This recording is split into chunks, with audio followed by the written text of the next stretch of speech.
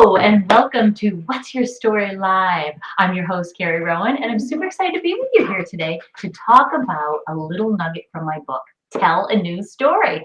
That's what we do here every week. We talk about a morsel from the 5 simple steps to release your negative stories so you can bring more joy to your life, right? Because that's what we're all here for, to live with joy. And how do we figure that out? How do we get through this mess called life? And in this story, I talk about my deep personal stories that I found out that I used to tell that were disempowering to myself. They weren't supportive at all. And that's what we're going to talk about today.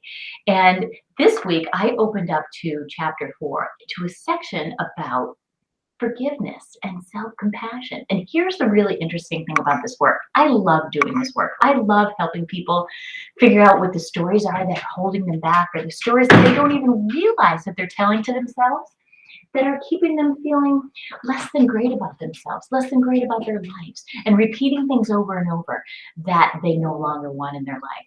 So I love this work. But one of the things that can happen is once you start to understand your stories, sorry, my dog just barged in the door and he sees something outside. When you start to uncover and unravel some of these stories, it's super exciting. I even recommend people walk around with a little notebook to write down these stories, a little story catcher notebook. And once you start to catch these stories and realize the ones that no longer serve you, well, then you have the power to make a choice. You can choose to change that story, to no longer tell that story, to pick it up and look at it.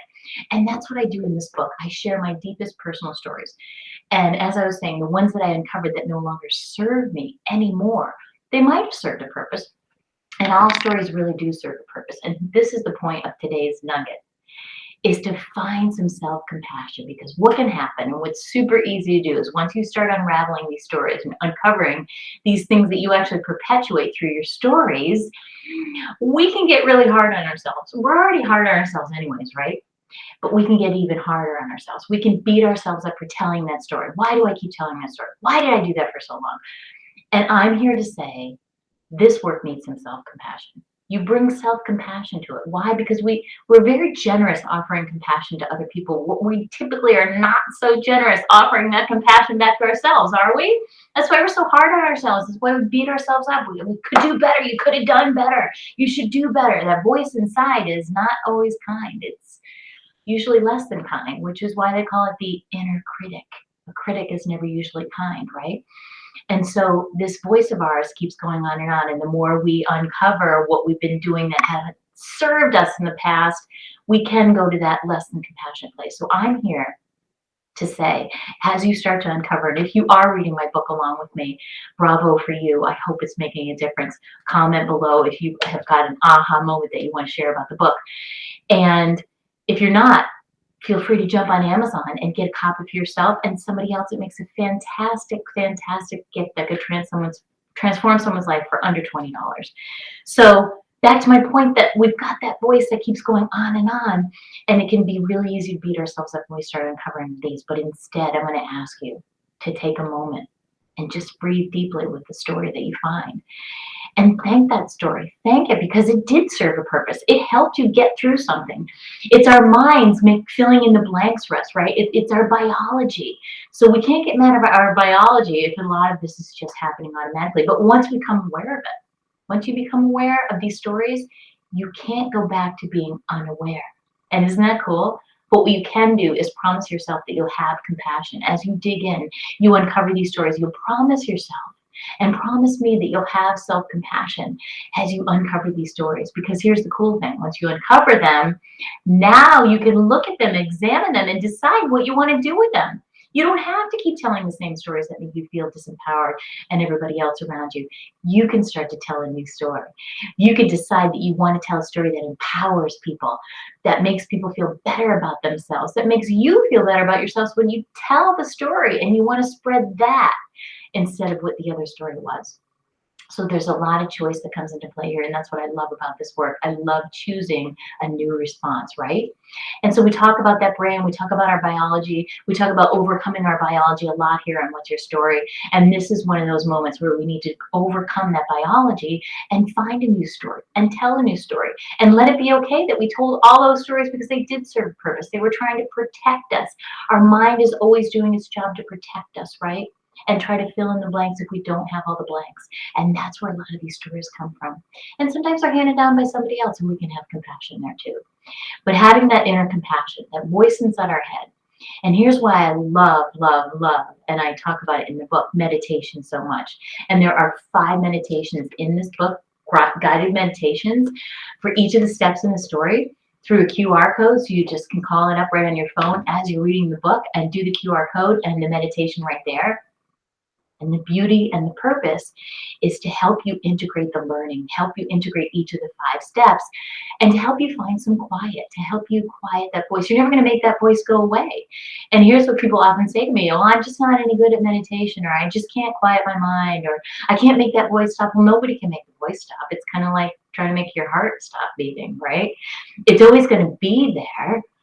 But you can change the conversation if the voice is always, because that voice, as we said, that voice is always in there, but it doesn't have to be a mean voice. It doesn't have to be a harsh voice. It doesn't have to be a voice from our past that echoes in there, right? We can change the conversation through meditation. Isn't that a cool thought? We can find those moments between the thoughts, getting in the gap, we call it, those moments of calm and peace where we truly are who we are. We return to who we were meant to be, pure positive energy, right? And even if it's just a moment or just a shimmering little glimpse of something that we like, each time we come back, we can get a little bit more and feel more centered and grounded in our body. And we can get this deep rest for ourselves just by closing our eyes and meditating and creating a better conversation, right? A kinder, more self-compassionate, because it's proven. I mean, studies show it makes us more compassionate, not only to others, but more importantly to ourselves. Because when we're self-compassionate and we're self-loving, when we give it to ourselves first, we have so much more to give everybody else.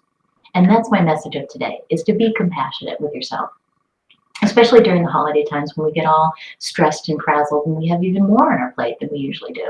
It's a time to practice self-compassion, right? We don't have to be perfect. Just make a little progress each day. And so I'm going to end today with a little small meditation that I love. It's just a mini meditation, but let's do it together. Find a quiet little place for you to sit in wherever room you're at, if you can find that, or take yourself somewhere quiet and just close your eyes. I just want you to close your eyes and just feel where you're at. What do you feel in your body right now? And just let whatever it is, or whatever sound, or the dog keeps barging in my office, whatever it is, just let it be okay, right? Meditation is not about being perfect. It's not about perfect silence. It's about just accepting what is around you, right? Which is really what mindfulness is all about. But you can start with a little bit of mindfulness, and then I'll bring you into some meditation, right? So just close your eyes and relax and take some nice deep breaths, as if you're taking a breath in through the bottom of your feet and you're breathing it in deeply and letting it out. Breathing it in and letting it out. And imagine that you're breathing in good thoughts and you're breathing all positive energy from the universe. You're breathing it in and breathing it out. And as you breathe in, I want you to feel your body start to relax. I want you to feel as if there's this beautiful energy, this beautiful light floating above you. And if you want to imagine it in a color that suits you, purple or white or yellow, whatever color you love, imagine this beautiful energy floating above you and all around you. And as you breathe in, you're breathing that energy in through the top of your head and runs all through your body, out your feet, down into Mother Earth, where it's transformed for you. And then it comes back up into your body, this beautiful energy, this beautiful light, this pure positive energy. And I just want you to imagine that running through your body. Start at the top of your head and run it down your spine. And imagine as it runs down into the center of the earth that anything less than love, any negativity or any experience that happened to you today or yesterday that you can't get out of your mind, just imagine that floating down your spinal cord as if it's a waterfall floating down your back into the center of the earth, where it's transformed for you. And then imagine that beautiful light and energy coming back up through the soles of your feet and out your head. And then imagine that beautiful cloud above you and around you running down your spine again, this beautiful pure light that cleanses, that protects, that heals you and everybody around you. Just imagine floating in this beautiful light. And just imagine it's bringing you the clarity, peace, and the insight that you dream of. This energy is connecting you to all the goodness of the universe. Imagine feeling as if your words and your thoughts and your loving feelings are all working together in perfect harmony for your highest good, reminding you who you really are. And feel appreciation for yourself and the unique gifts that only you can bring to the world. And center yourself in this moment. Take a nice deep breath. Just let it all out. And as you uncover these stories, remember to have some self-compassion for yourself, especially as we get through the holidays. And remember this, it's never too late to live your best story.